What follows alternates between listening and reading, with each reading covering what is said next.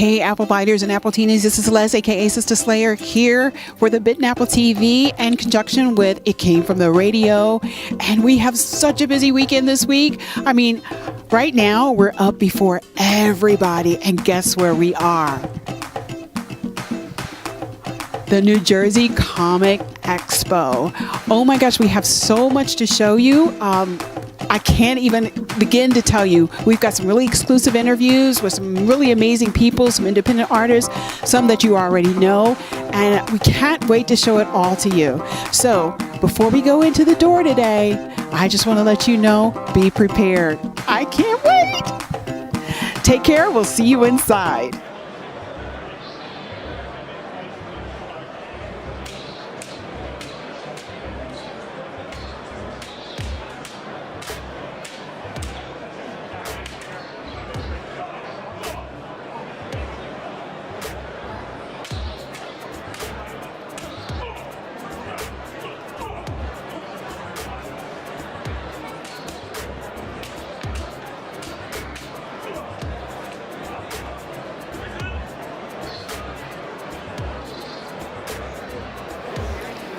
Hey, Apple Biters, Apple Teenies, and Apple Lovers. This is Les, aka Sista Slayer, here again at the New Jersey Comic Expo, and I'm in conjunction with It Came From The Radio. I'm sitting here with Mr. Frank DeStefano, who is the writer of the Dark Legend, the Foreigner series.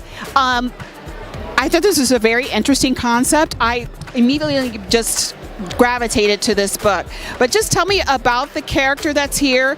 Tell me his name, what he does, why he was, where you came up with the concept of it, and everything. Oh boy, this is going to be a long one. But anyway, I actually used to work at hotels, and I used to come home and I turned on 8 Heads in the Duffel Bag, which had to be the god-awfulest, worst movie I've ever seen, even though if it was a mafia movie. And from that came this. Go figure, from a mafia movie to a Japanese horror thing. But his name is the Master, and it takes place 400 years ago, feudal Japan, and his mother and father were the Lees, and they were part of a big shogun army, and the shoguns wanted them to kind of help them to go from village to village to kind of take over, and they didn't really want to be a part of that, so they slaughtered an entire army. The mother was pregnant with what was to be the Master, so they went up into the Ohika Mountains and raised their child for 20 years. In doing so, they wanted to kind of give the Master some type of immortality. So they went to their god named Orthor, and they asked him for a 5 Scrolls of Terror, which would give him immortality, being that he is a weapon already, you know, in his martial art training and everything like that. So when the Lees were of age, you know, the son was 20, they went down the mountains, and there was an ancient wizard that put a hit on the mother and father, and when they came down, they got slaughtered by an entire army. So when he came down, you know, maybe a few weeks later, he saw his mother and father hanging from trees with body parts. Not exactly something you really want to see. So he got enraged, and he pretty much, you know, slaughtered about 50 shoguns going to the edge of the town, and there was the wizard where he confronted. He tried killing through a sword before the wizard could actually finish the cast, and that froze him for 400 years. So you came up with this concept of you had to do a lot of research about Japanese feudal times and everything. Was it that you had a love for historical Japanese characters or anything like that? What was it? What made you really just go from a mafia movie to Japan, feudal Japan? You know, I really can't answer that. It was meant to be. No, you know what it was? Back in the day, I was big with Jean-Claude Van Damme and Steven Seagal. So I love Steven Seagal, and you know, I guess if I would put that together, I used to watch those movies, you know, so I was intrigued, but I mean, that's probably the best and closest thing I could come up with.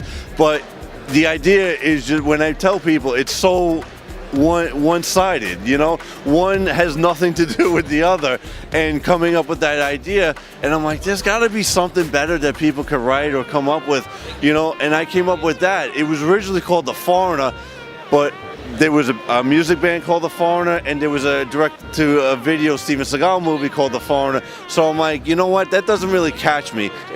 What makes him so dark? The Dark Legend. And to me, The Foreigner doesn't really attract people. What's so dark about the legend? What do people want to know? Why is the legend so dark? And that's where I came up with it, you know? I think you're going to have a lot of you have a lot of history to them, because Japanese history is very rich and it's foreign to us as Americans and stuff. There's so much that you can pull from. He was like this character right here. Actually, how did he become this like skeleton figure right here? And I also noticed that some of his foes look very demonic. You know, what is it about this character that, you know, why did he look like this? Why is he fighting these demons? He's an anti-hero. Yeah, well, in the first one, he's really a bad guy, and you know, breaking out and then just going haywire. But in the second one, he meets a guy named Glenn, and he really tries to make him discover who he is, because he's been frozen for 400 years. You know, he's been locked in solitude, you know, so he doesn't know who he is and doesn't know who he should be. So he kind of tries to feel him out and understand him, and he goes from being the bad guy to essentially being the good guy. So he does almost a 360-degree angle flip-flop, which in most stories you get one bad guy and that's the guy that carries through, and it flip-flops, and there's a lot of events that happen and change in his life that he realizes. I think that's what people want to see. They want to see a character that grows. I mean, you want to see a character that for some reason has some major transition, something that changes that person, and that he's always walking on the edge, that there's always that moment where he could flip at any moment. And I think that really grasps people as readers. I really love the art of the book. I can't wait to delve into this character in particular. Let me tell us where we can find out more about you, where we can order the book, when you're coming out with your next book. I'm excited about this. I have about 2 manuscripts that are sitting on my computer already, so I want to promote these and get the word out about this first before I actually start. But I have the artist that I want to give heads up is Vanessa. Of course, I probably can't pronounce it. Garvoka, if I'm pronouncing that. Yeah. She's on my Facebook page, and I happen to find her because I'm an independent author, and then I connect with other independent authors, and her name came up, and I have to give a shout out to her. You know, she's in Bulgaria, not in this country, but it explains why it looks this good. But she did an amazing job. She did it so quick, and even I have her on my Facebook page, so her name's on the back of the book for the illustrations. And I mean, she's done wonders. I've yet to talk to her ever because it's a big 8-hour, 9-hour time difference.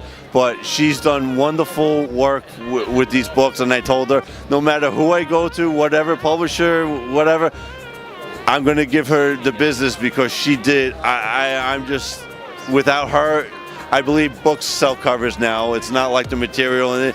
It has a part to do with it, but the cover is the one that is always going to draw people in, and you know. It absolutely drew me in. It absolutely drew me in. So now where can we find you? You can find me on Facebook. That's not a pen name, it's my real name. I'm on Facebook, I'm all over that. You know, I'm on Twitter as well. Not as much though, but the books are on Amazon and probably Barnes & Nobles, and the publishing company that I went with was Life Rich Publishing, which they're an entity through, well now it's gonna, Reader's Digest. So that's who's really promoted and helped me. You know, they have it on their website, Barnes & Nobles and Amazon, which are obviously the 3 big ones right now. So, you know, hopefully I get it in Barnes & Nobles, which would be a great attitude for me. One of the things too, Frank, that I really love about it is that you brought your son here today to support you. So how's this been for you today, being here at this expo? Good. And what's your name? Jake. So Jake has been here supporting his dad all day today. I mean, Jake, he has himself together. He's got his superheroes here today. One of the superheroes is, you know, Tony Stark. We were talking about this. But he is entertaining himself, but he's out here supporting his dad, and we have to really appreciate that. You proud of your dad writing these books? Yes. Is it something you want to do one day? Maybe. What do you want to do one day, Jake? Be cheese master. Okay. Hey, he's talking about top level stuff. All right. Thank you so much. Apple Biters, you got to check out this book. This book looks great. I can't wait to review the book because I'm going to do a review on it. I'm actually going to read this book. Yeah. So go out there for support Frank DeStefano, any of our independent artists out there. You know, these people work hard. They come up with great and unique ideas. Go out there and do that. See you later.